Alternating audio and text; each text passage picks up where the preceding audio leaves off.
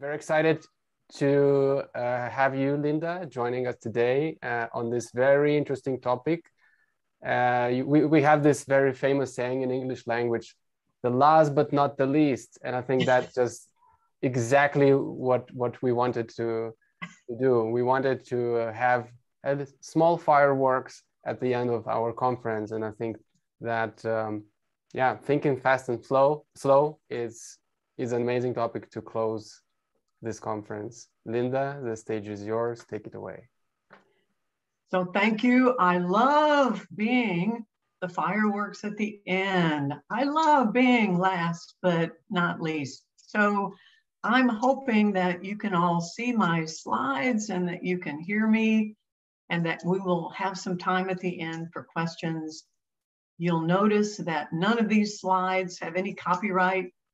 And so on the first slide, you have all my contact information. So let's connect on LinkedIn. Maybe I'll see you on Twitter. If you would like to have a copy of the slides, just send me some email. If you think of questions tomorrow or the next day, please send me some email. I'm happy to talk about thinking, about Agile, about retrospectives, about change. And today we're going to talk about Kahneman's very famous book, Thinking Fast and Slow. So this is unfortunately what most of you do all day. You sit, you stare, you're focused on some screen, either your computer or a device of some sort, your phone. And we think that this is thinking. Sitting, staring, focused. That's how we solve problems. That's how we come up with creative ideas. And now there's plenty of research to show that this is not helping us. And we need to pay attention to what the scientific evidence tells us about better ways of thinking, solving problems, making decisions. Of course, we're not always alone. This is what we do most of the time, is sit and stare. We're still sitting. We're still staring. We're still looking at some kind of device. It's now in a group. And actually, we're very lucky. When the pandemic hit, if we hadn't had this technology, it's not perfect, of course, but it was there. And it did allow us a certain level of connection. But nonetheless, we're still sitting. We're still staring. We are still focused. We think that under pressure, that's the best way to produce. If we just sit and stare and focus, that's the best way. You certainly don't want to stand up, walk around, take a break, because even if our manager is not in the next room or cubicle watching us, we are our own managers now. And we feel that if we're not sitting and staring, focused, concentrating, well, then we're not working. We're not thinking. We have bought into this myth, even now in the face of evidence, that this is the best way to solve problems. So the book is called Thinking Fast and Slow. It was written by Daniel Kahneman. It is a difficult book to read. I know many of you have heard of it. A lot of you have bought it. Some of you may have read it once. I had to read it 3 times. I finally realized that most people are not going to spend a lot of time on this, and it's so important. So I decided to put together this little talk to try to get you to understand a little bit of what Kahneman is saying about all the research that he did with his very good friend, Amos Tversky. He and Amos did an enormous amount of research on thinking and how our brains work. Now, Kahneman was still alive in 2002, and so he received the Nobel Prize. He said at the time, Amos should have been there, but what we know is you have to be alive to get a Nobel Prize. So it was the two of them. Even though Kahneman is the one who wrote the book and who got the Nobel Prize, it's based on the work of these two brilliant, we're going to call them behavioral economists, because together they created a brand new domain. This is not classical economics. This is behavioral economics. It is based on science.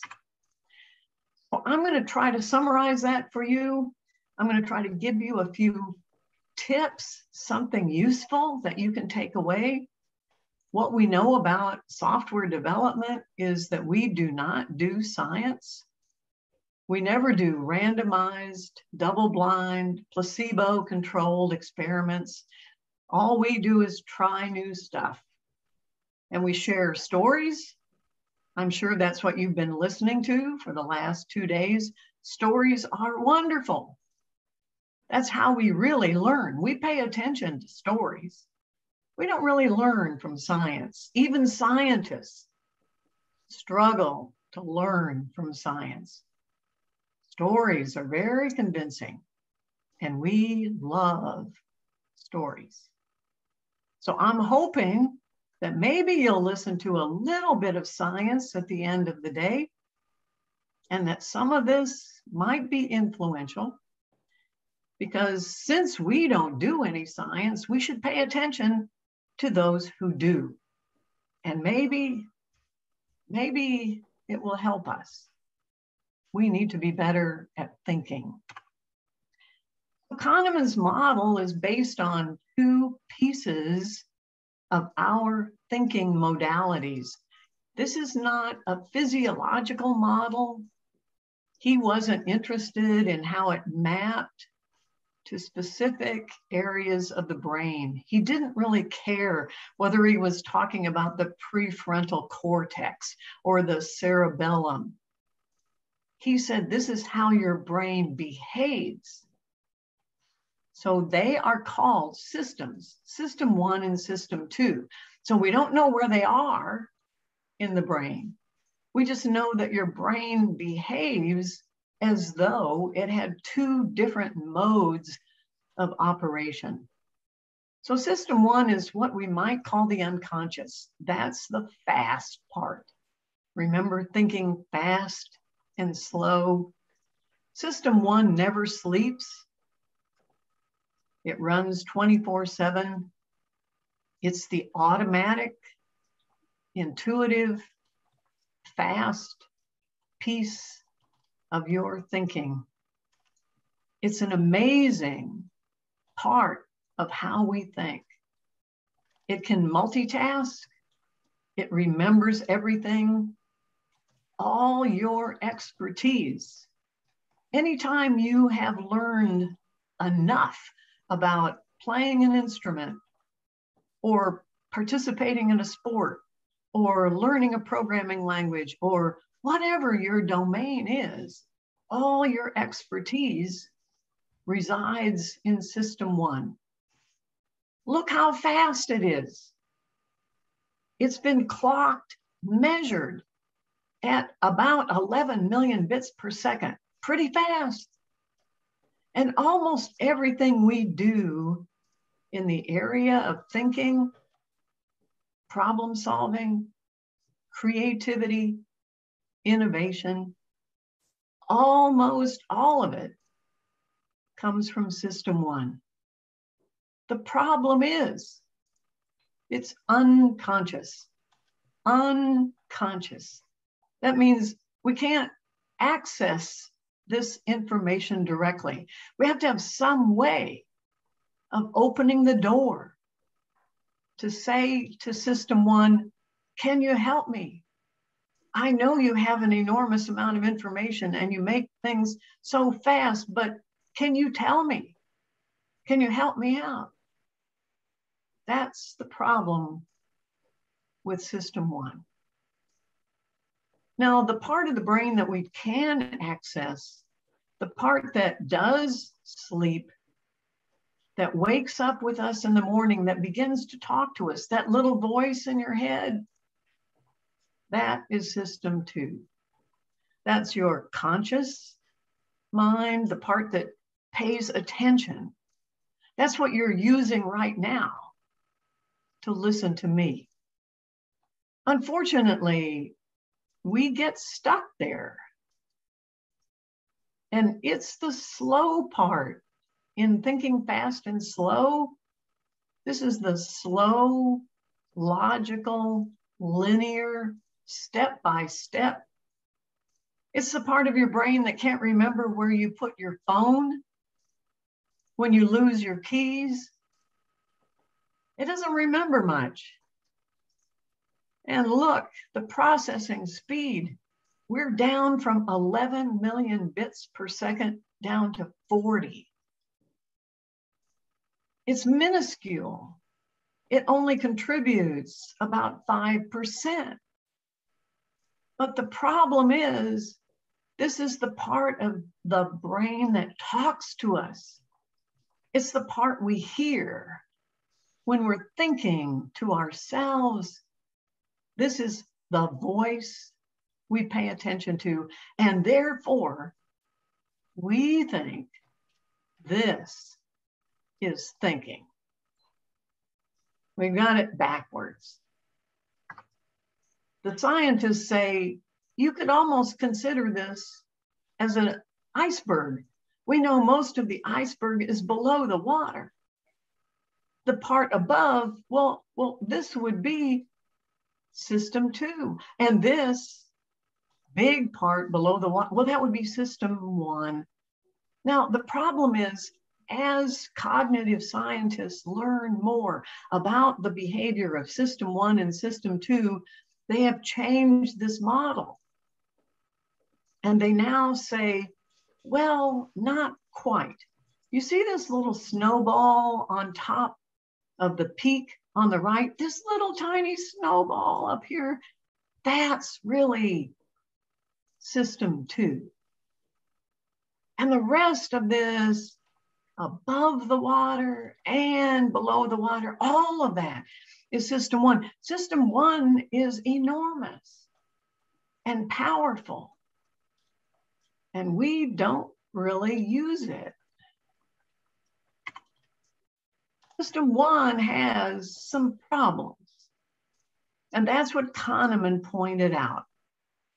He said it has a collection of predictable errors.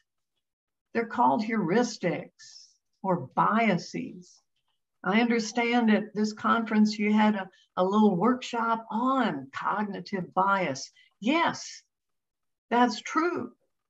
System 1 is flawed in how it thinks, but it also has a lot of positives. One of the big pieces of it is your storyteller, the part of your brain that makes sense out of the world, that takes the information that comes in and what it learns, and then tells you a story about what the world is like, about how people think, about how you think. Your storyteller has as its main job getting you to survive.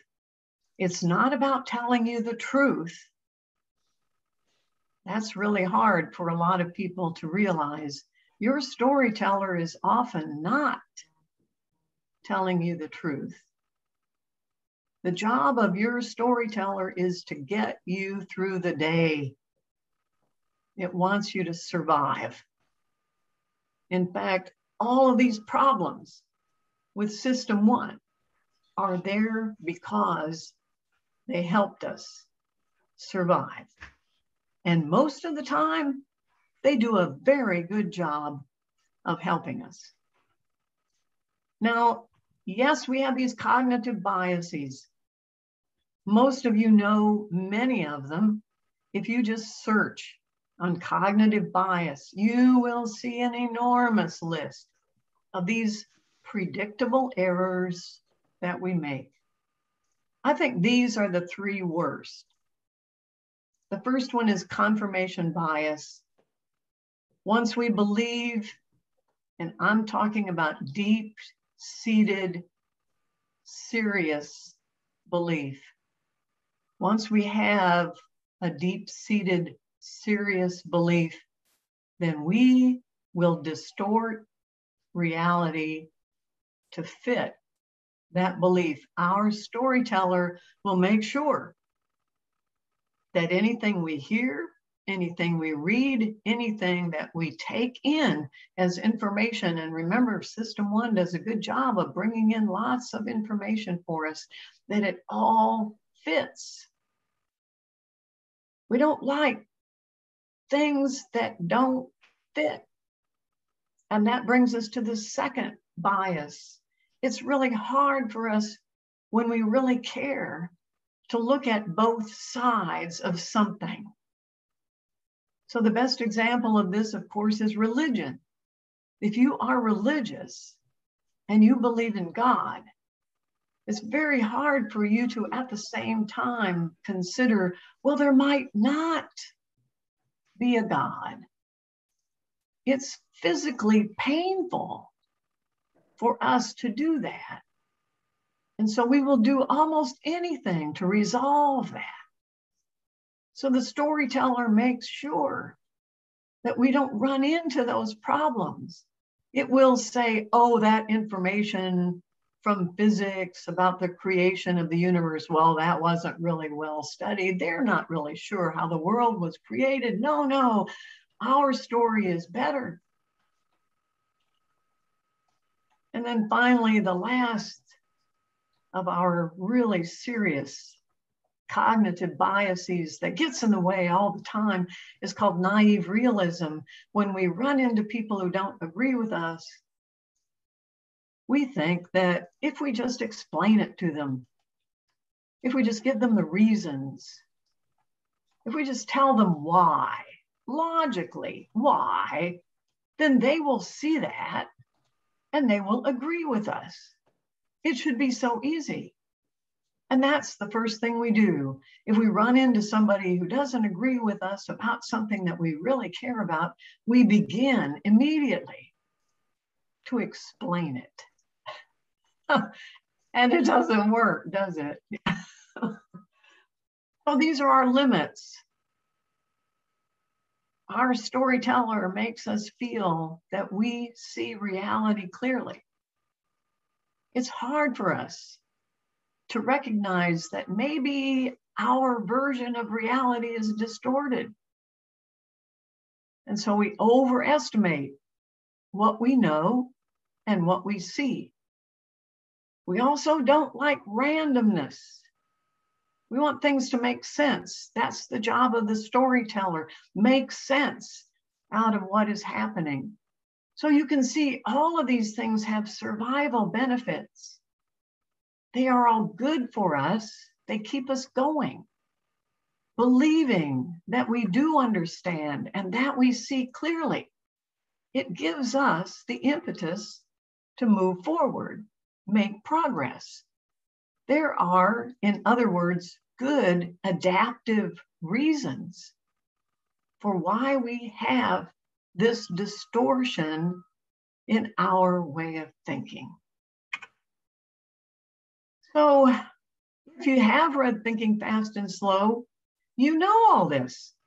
System 1 has some serious problems, but what they miss, a lot of readers, they don't realize that System 1 is also powerful.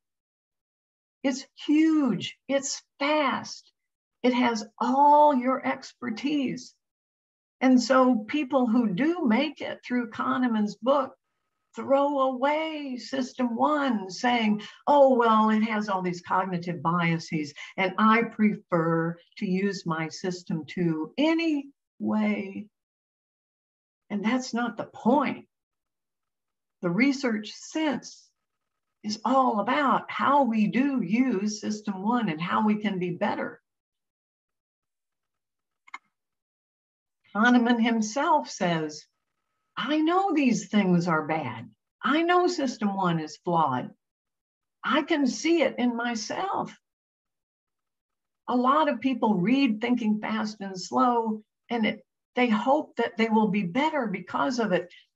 He says, I wrote it. It didn't improve my thinking.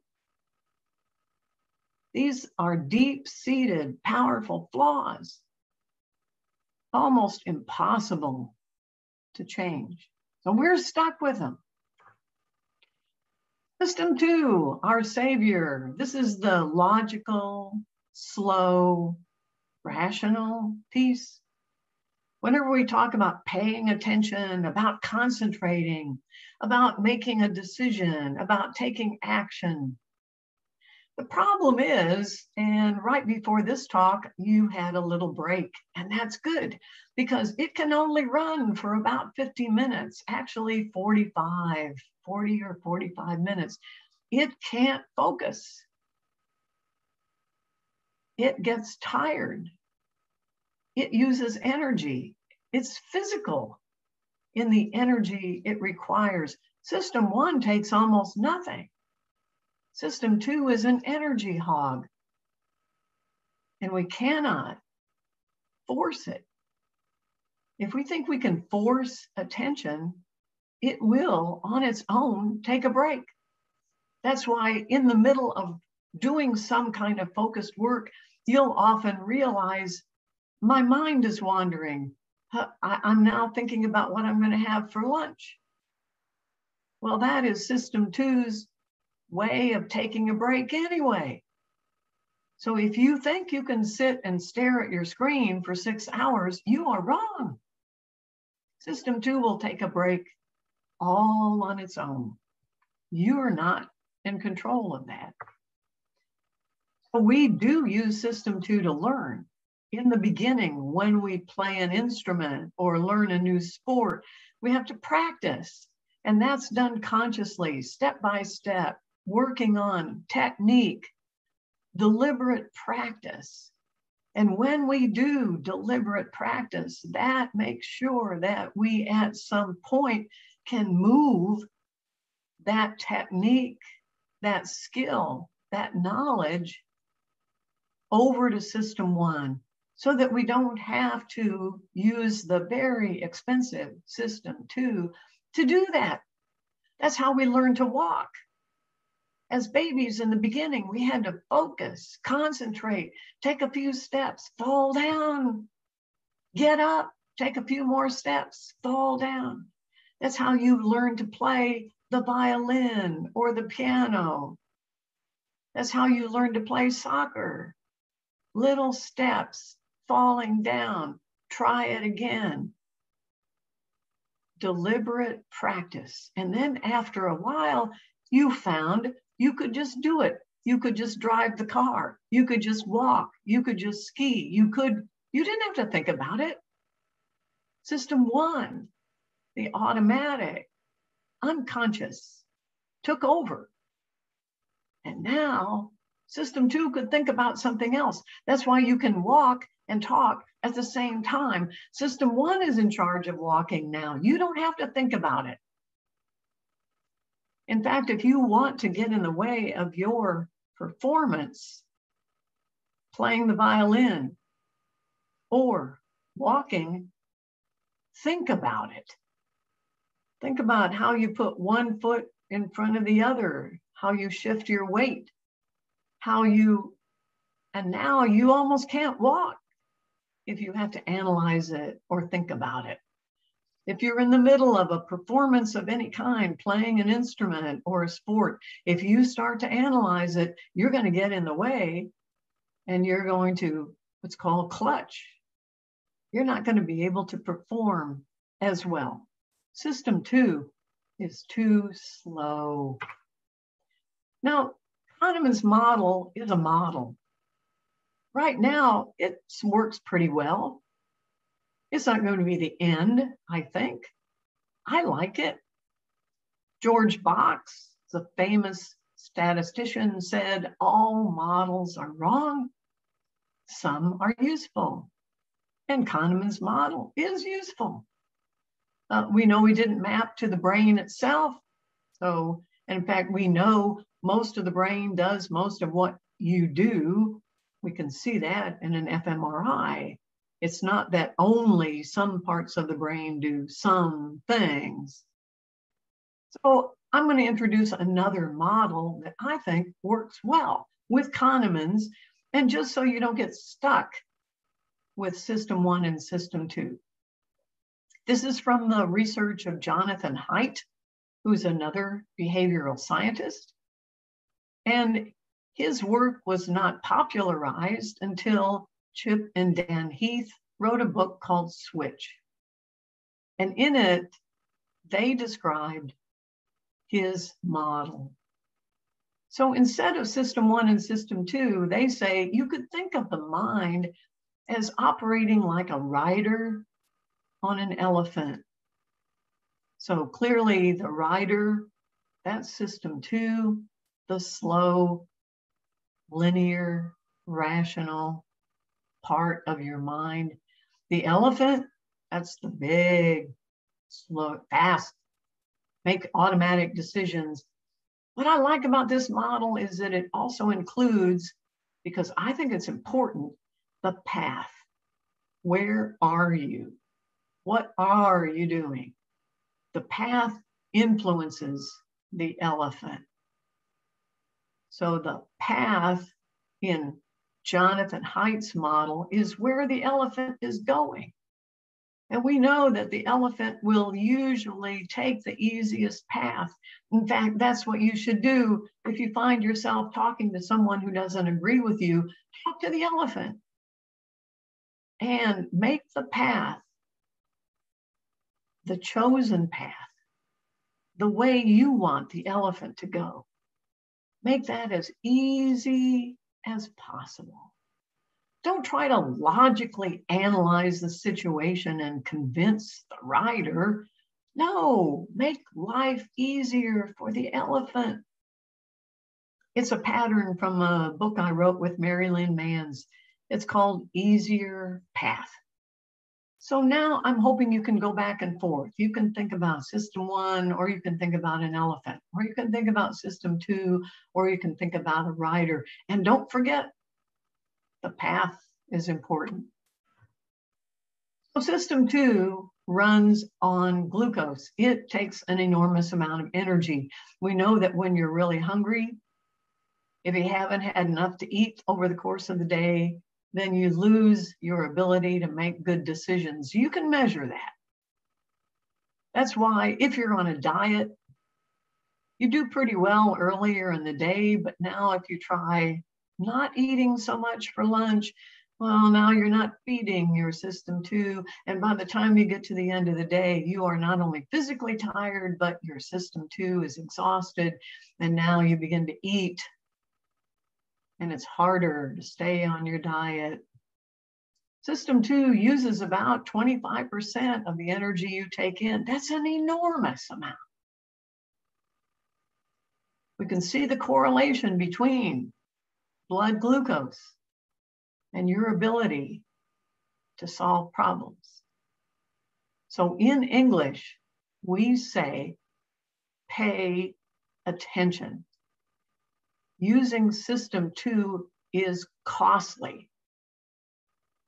It's not only slow, but it takes an enormous amount of energy. Don't waste it. Don't think that it's there for the taking and that it's an unlimited source of thinking power. Don't waste it. You've only got a certain amount. That's why system 2 cannot multitask. System 2 can only do one thing at a time, and it can only do that very slowly. This is why things fall apart when we overuse it or if we don't feed it. This is why you have to take a break. You have to. If you don't, system 2 will do it on its own. It can't. It's like trying to run a marathon all day. You can't.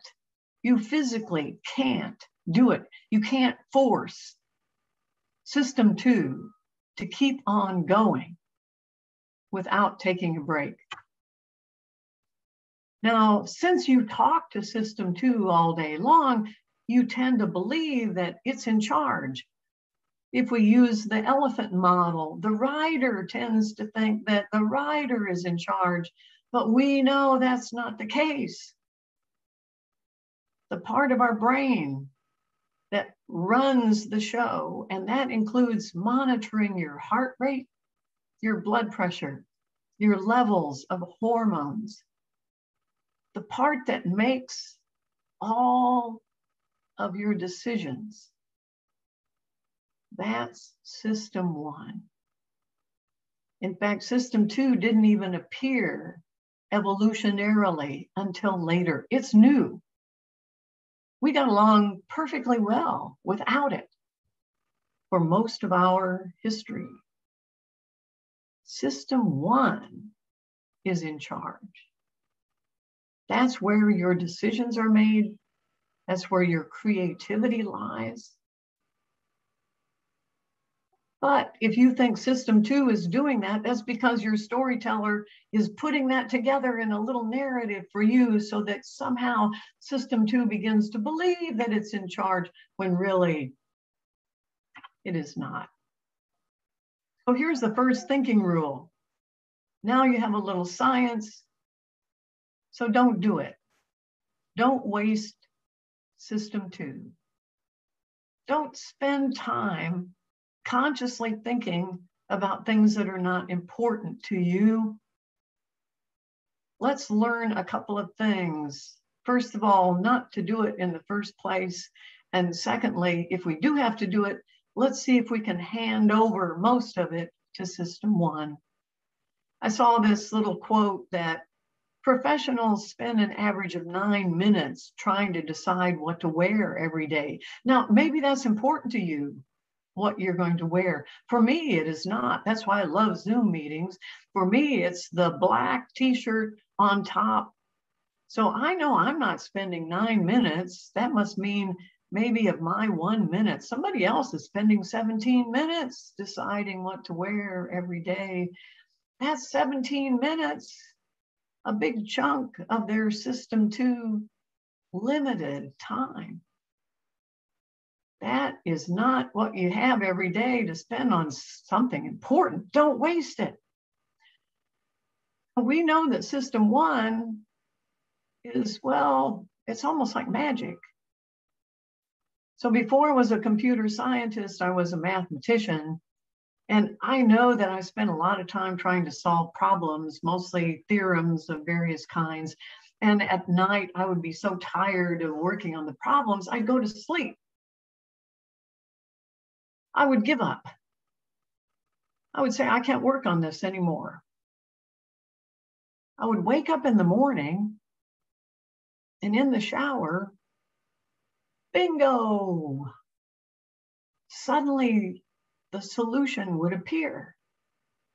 Now, it might take me an hour or so to actually implement that solution. I'm not saying that all the work had been done overnight like the elves and the shoemaker, but the idea of the solution had already been solved, and all I had to do was write it down. Now, if I could see you, I would ask you to raise your hand if you've never had that experience, because I'll bet everybody has. And maybe you thought it was magic. Maybe you thought angels came in the night saying, Linda, the answer is 42. Well, now you know how that happens. System 1 never sleeps. System 1 had been working on that all night. And by taking a break, going to sleep, giving up, doing something else, I had, in effect, opened the door to say to system 1, help me out here. I just can't do this. I don't know what the answer is. And system 1 in the morning told me what the answer was. So now that I know a little bit about the behavior of System 1, I have been reading that a lot of inventors and creative people have used this technique. Here's a quote from the inventor of the Post-it note who said, "I back away from conscious thought. I leave it and turn the problem over to my unconscious. It does a better job of looking around for solutions." Now, what I never asked myself as a mathematician was, how long do I have to work? Do I have to go to exhaustion? Do I have to wait until it's past midnight before I give up? Is that how long it takes to get System 1 to take it over, to help me out? I never thought about it. Now I know. So this is a place of departure. There's research now that suggests, based on Kahneman's work, that there's a better way to think. How do you use System 1? It's flawed, of course, but it also is enormous, and it has all your expertise.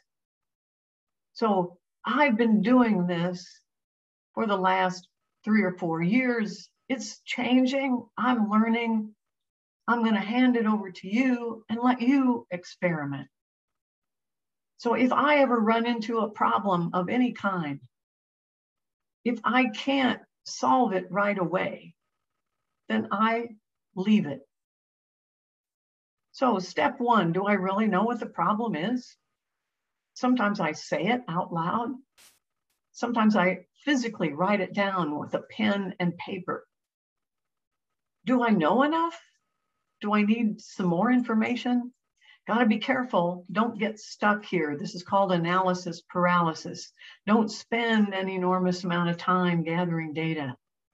And then try to solve it, but don't spend more than 10 minutes. 10 minutes.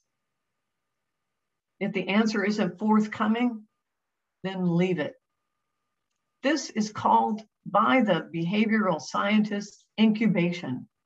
When you leave it, you're handing it over to System 1. And when I say leave it, I mean do something else. You could work on something else, or you could take a break. Stand up, walk around, go outside. Sometimes it's longer. Go to sleep, do some exercise, play with your dog, play with your kids, go on an errand, eat lunch. And what you find is, at some point, just like in working on the math problem, System 1 will say, the answer is. Now, System 1 we know is biased.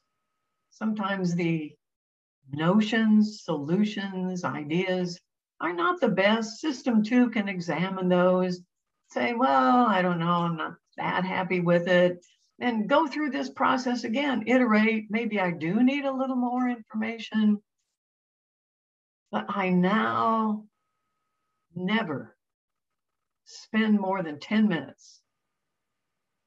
Yes, I will have to implement. Once I have the idea, I do have to spend time implementing, but solving it, looking for the answer, coming up with the creative solution, 10 minutes, 10 minutes. That's all I get. Don't get stuck. You know more than you think. System 1, remember, has everything you've ever read, everything you've ever seen, all your expertise. It's better to just go ahead and hand it over to System 1. And then if it doesn't work out a couple of hours later, well, all right, maybe you do need to do a little more research, but likely not. And these ideas, these solutions, these notions that you're going to get from System 1, they're not just Should I do it? Should I not? Yes or no. We know that the Post-it note, Beethoven's symphonies, novels have been written using this approach. By leaving it, Beethoven famously would take a walk in the woods every day. And in the middle of his walk, he would see the entire symphony he was working on. The entire symphony would appear before him. And now all he had to do was go home and write it down. Now, I've never written an entire symphony this way, but I have had enough of a creative jolt to be able to go back and write an article, create a talk for a presentation, solve any one of a number of tough, complicated, challenging problems that in the past I would have thought I should sit and stare at my screen until I had an answer. And the solution I come up with is not only something that appeared out of nowhere, it's better. I like it better. Now, system 2 can only do one thing at a time. That's an illusion. If you think you can do more than one conscious task, I would challenge you. Can you multiply 17 times 24 while you are driving in heavy traffic? No, of course not. The only time you can do more than one thing at a time is when one of them is unconscious and one of them is conscious. So system 2 can only pay attention to one thing at a time. System 1, on the other hand, has no limit. You can keep throwing things at it, challenges, problems. There are people trying to measure that, and they seem to say system 1 has no limit. We already know all the limitations of system 2.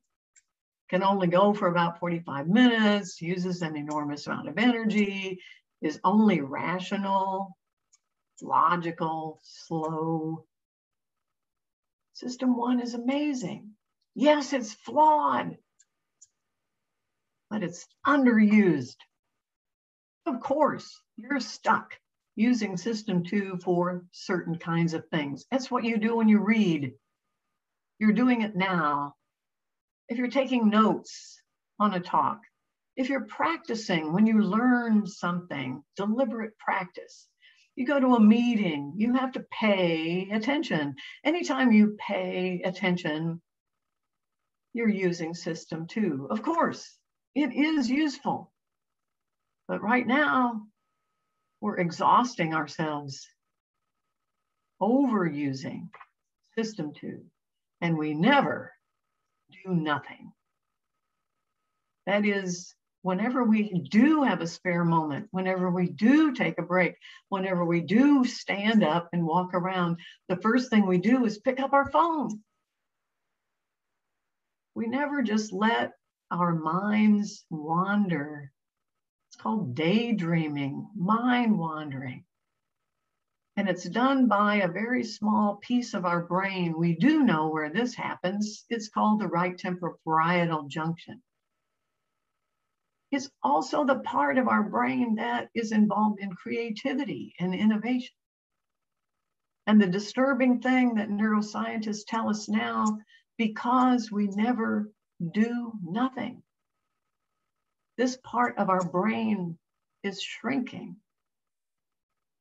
That means we're less likely to come up with innovative, creative ideas at a time when we need that. So try, practice, experiment with doing nothing. Put that phone down, go outside, walk around, just let your mind wander. Warren Buffett says, that's what I do. I spend a lot of time thinking. That's pretty unusual for both people in business. Nobody sits and thinks anymore. Says, I think that's why I make good decisions. Steve Jobs was famous for saying to his friends, let's go for a walk. Let's talk about an idea I have. He knew that standing, walking, sharing ideas, getting other points of view, that was definitely good for his system one. We know the world is complicated, and we tend to think that we have complicated problems. We need a big, complicated solution. But really, a complex adaptive system is changed by small steps. Just do some small thing. I hope that maybe you can use this approach in your experiments with small steps. Do something small. See how it works. Repeat. It's about experiments. Hand something over to system one. See what it gives you for inspiration. Maybe you don't like it. Maybe system two says, oh, this isn't really the best kind of thing I was looking for. Let me try that again. And this is how you should work, play, live. I think this is really what we were designed to do, is these little experiments, handing things over to system one until we die. This is what it's all about. The process never ends. I'm going to stop sharing and see if there are any questions. Hey, there's Tom Gilb. Oh my gosh. Hi, Tom. Fearless Change. It's so good to see you. Wow. So we have, some questions. Thank you, Linda, for such a comprehensive and some interesting thoughts-giving presentation. So it's very impressive how our brain works. And if you don't know, you can get into a trouble where people usually end up, those issues in teams, in the world, in communication, and etc. So let's go through the QA part, and I think we have quite a couple of questions, more than a couple. So let's go through priorities, and if somebody sees very interesting question, just vote for that, so that most important questions are asked, because we're limited on time and not all the questions will be asked. So first question, how do you identify the things that are important to you? Use your system two better? So you know that system one is going to make that decision anyway. System one makes all your decisions. It's not that you have a choice whether you're going to override it with system two or not, perhaps, but the decision will be made by system one and then handed over to you, and you go through a process that's called rationalization. Oh, I've decided that this is important. Well, why is that? And system two might make up some reasons, that's what it does, why this thing is important to you. But the real reasons are unknown. The real reasons are unconscious. The real reasons came from your genetics, your environment. Nobody really knows, but system one makes all your important decisions. So you may think you know why you married somebody, why you decided on a career, or why you decided to move or not, but no, you have no idea. It was all done by system one. This is interesting. Yeah, you kind of becoming, yeah, as an animal, can we call like that? Well, we are animals. Yeah, at We some are level. animals. We are animals. We evolved.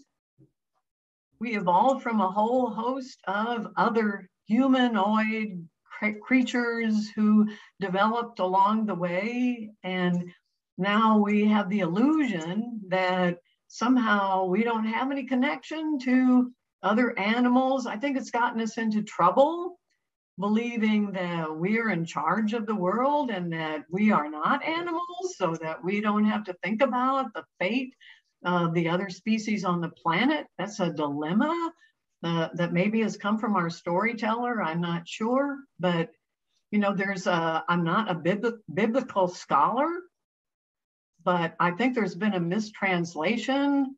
There are some versions of the Bible that say man should have dominion over the creatures of the earth, when really that translation should have been that we should have tender care for, we should take care of, we are responsible for the other creatures on the earth. It's not that we're better or that we make decisions that determine whether they live or die. I think that we've been misled somehow. We are animals. Sorry. Yeah. No, that's good. Yeah, to come to the reality instead of thinking that we are the rulers of the world. Okay, good. I will do some, stuff Limonas already did. So I will allow participants to turn on their cameras, turn on their mics, and just ask the questions. And I see we have Robert who has a question in QA. So Robert, maybe you would like to get this question by yourself. Hi, Robert. Yeah, sure. Thank you. Can you hear me all right? I can. Perfect. Okay, so first of all, great talk, Linda. Thank you a lot. Thank you. I just posted in the chat as well that you need a hell of a system 2 to process the entirety of this topic. So my system 2 is definitely drained at this point. Yes. But yeah, great talk. And my question is that, so from the elephant analogy, you were saying something about choosing the easier path. So maybe you can give an example of a scenario, perhaps, of how do you choose an easier path, or what does it even mean? Thank you. Okay. So let's suppose you have a team of developers and you are the IT support guy and you want them to move to a new version of some tool they're using. Very common problem. And typically what the IT support people will say, look, here are the reasons. Here are the reasons why you should move to this new version, because it's faster, because you can do things that you couldn't do. There's got new functionality. So we'll have a little PowerPoint presentation and we'll explain all the reasons why you should move to the new version. So that's talking to the writer. That's talking to system 2. And some people, if they're really interested in all of the new functionality, they'll move. They'll go ahead and they'll adopt this new version. But a lot of people will not, because it's difficult, because they don't have time. They think it's going to be not, it's not going to work as well. They're resistant for a number of reasons. They don't know what those reasons are necessarily. So make it easy.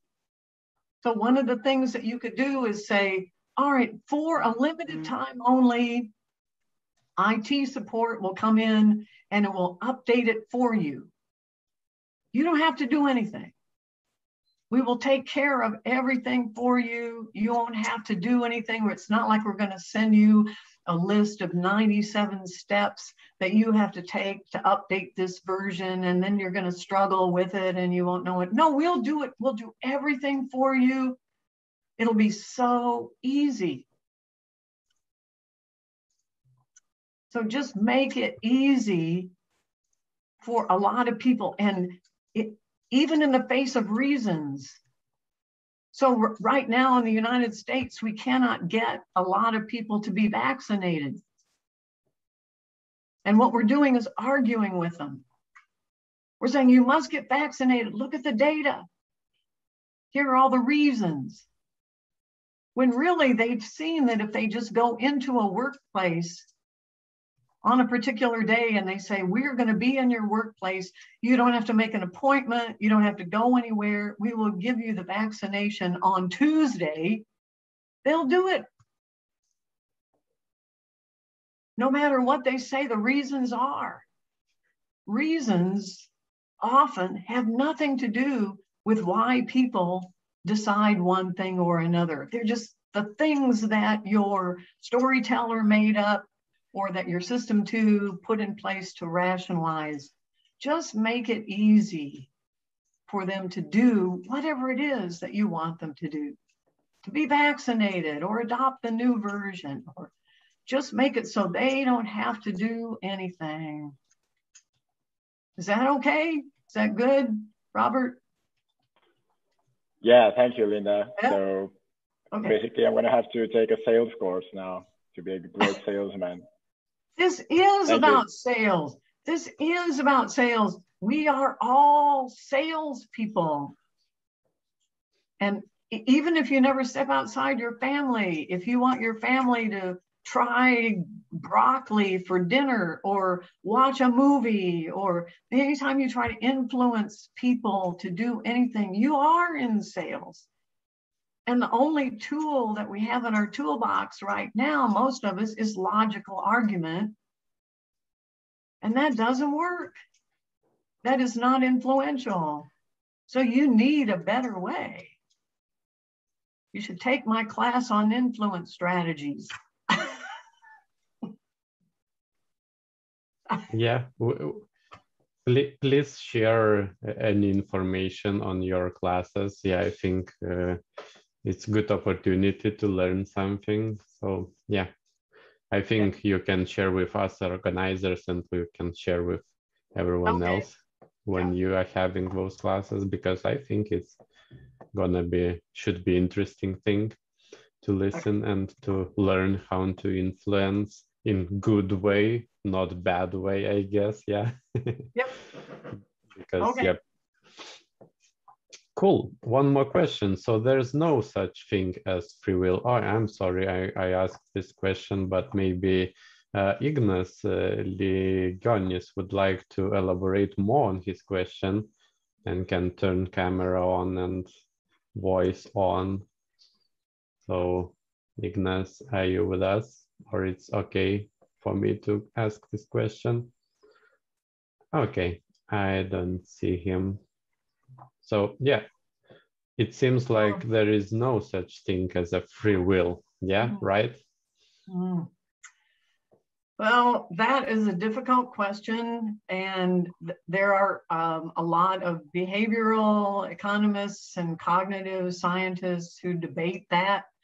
And I don't think there's consensus on whether there is free will or not, because there are some people who say no. But there are others who say your system 2 does have a certain level of veto power. And that means that we have to hold you responsible. If your system 1 is leading you down a path that says we want you to murder people or steal things or do something horrible, that you're not responsible for that, because you can say, oh, well, it was my system 1. And no, we can't go there. We have to say there is a final arbiter, that maybe that's what system 2 really does. It's the final decision. It's the way of overriding. It's the thing that keeps us from total anarchy, is to say system 2 can have veto power. Now, certainly people who are sociopaths, it's a very small percentage of the population. They don't seem to have much in the way of a system 2. They make very bad decisions. But for the rest of us, we do seem to have a system 2. It doesn't seem to be the source of our decisions, but it does seem to be able to make some kind of veto to say, no, that's not a good idea. So it's a question that's still being debated. I want to believe that we do have some arbitrary way, perhaps, of saying, no, we're not going to do that. That's not a good thing. Of knowing right from wrong. It's a moral issue. Okay, I see. And the last question, but it's very interesting, about meditation. So, Daniel, would you like to ask this question? Yeah, hi Linda. Very nice to hear you here. Hi, Daniel. Thanks for joining. This question actually has been bouncing my head like for a long while, but I have no, how to say, a person to whom I would be willing to address it, because, well, it's not good enough just to talk to your mate. You need to talk to someone who is in the topic, like really, right? And I feel that you are a proper person to ask this question. So are you aware of like any serious kind of scientific research on the impact of meditation, different kinds of meditation, because there's a lot of them, like to system 1 and system 2.